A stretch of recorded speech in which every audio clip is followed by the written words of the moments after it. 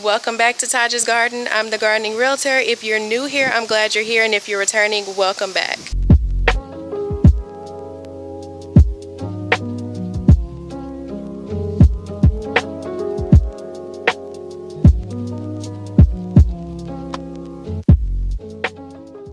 So today we're going to do a quick explanation of pollination. We're going to cover just a few plants that have both the female and male flower in one flower on the plant, or the ones that have both separate female and male flowers. And we'll also briefly discuss how to self-pollinate and why you would self-pollinate.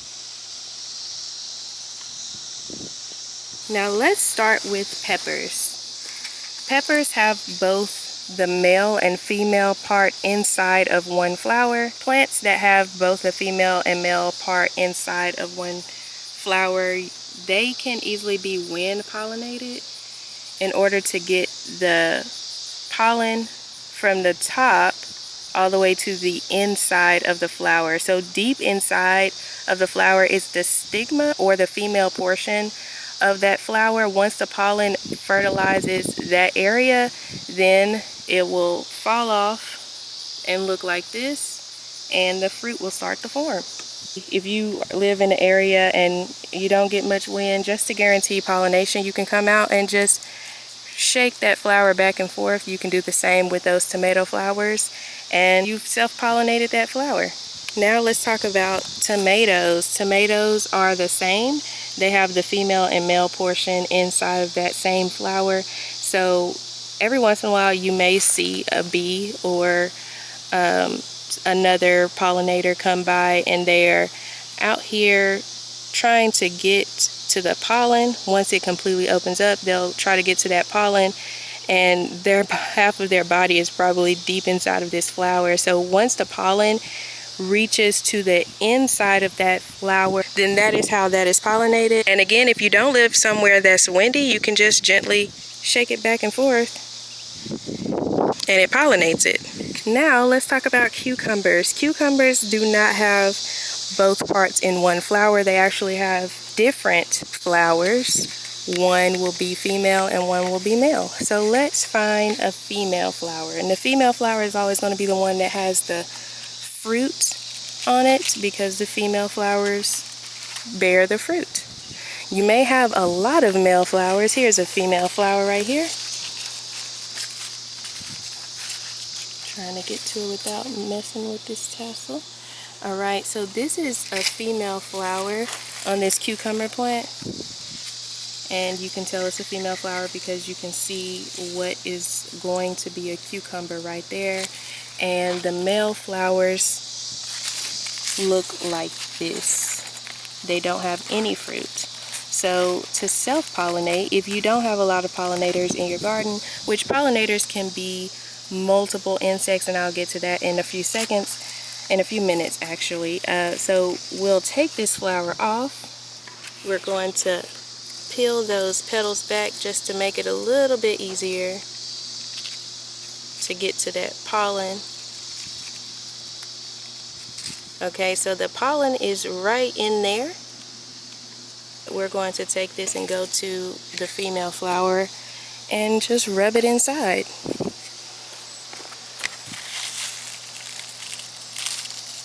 I'm just going to rub all of that pollen inside of there just to guarantee that it is pollinated.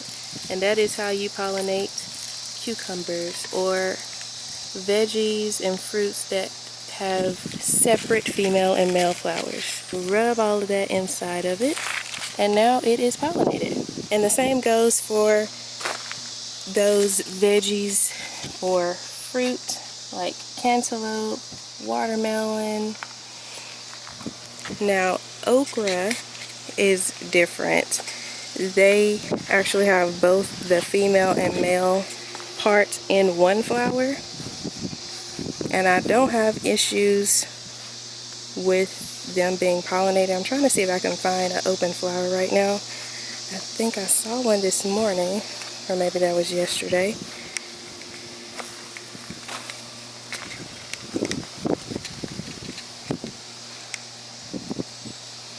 Okay, I am not seeing one right now. I think that was yesterday, and it's probably fallen off. Once one opens, I'll definitely insert a clip. So okra flowers have both the female and male portion in it. There is a bit of pollen right here on this petal. Once the pollen reaches the inside portion, the deep inside portion, which is the female portion of the flower, then it will be pollinated. So there are different types of pollinators. A lot of people just focus on the butterflies and the bees, but there are a lot.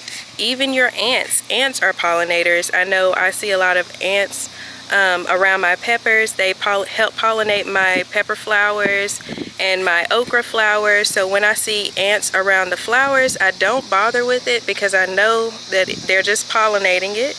Another pollinator could be moths. Those are just a couple of pollinators that are not fan favorites. Spiders are pollinators. There are a lot of pollinators out there in the garden. A pollinator is just an insect that pollinates flowers, and they could do that just by rubbing up against that flower, getting the pollen onto them, and they transfer that pollen onto the female portion or the female flower. They are considered pollinators. So these are asparagus long beans, and they have a couple of flowers on here, and they have both the male and female portion inside of them. Once they're pollinated, obviously you'll start to see the beans form. Just to guarantee you pollination on these, I'll do the same thing and just knock it back and forth. I see a couple of ants on the flowers itself, so I know there's nothing to worry about. The reason you would self-pollinate is if you don't see a lot of pollinators in your garden, and unfortunately that is becoming a trend nowadays.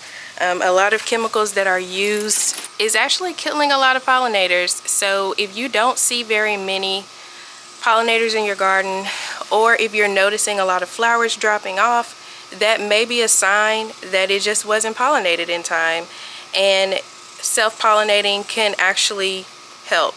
It can help you out rather than wasting all of your success, all of your hard work that you've put into growing that plant. You can actually self-pollinate. Another thing I want to talk to you guys about is why certain plants may drop their flowers. So not every time that you see the flowers drop off does it mean that it just hasn't been pollinated in time. Plants like tomatoes, when it gets above 90 degrees, sometimes they will just drop their flowers off because it's too hot for them, and the heat will actually sterilize the pollen that's inside of that flower, which means there's no point in the flower being on the plant at that point. So just keep that in mind. But as always, thank you guys for watching. If you have not already subscribed, please subscribe and hit that notification bell. If you have any questions, please drop them down in the comments below. I would love to know what you guys think about self-pollinating. Do you self-pollinate? Did you know anything about self-pollinating? I love to hear from you. And head on over to Facebook and join our gardening community. Type in Prosper and Plant, and I will see you over there.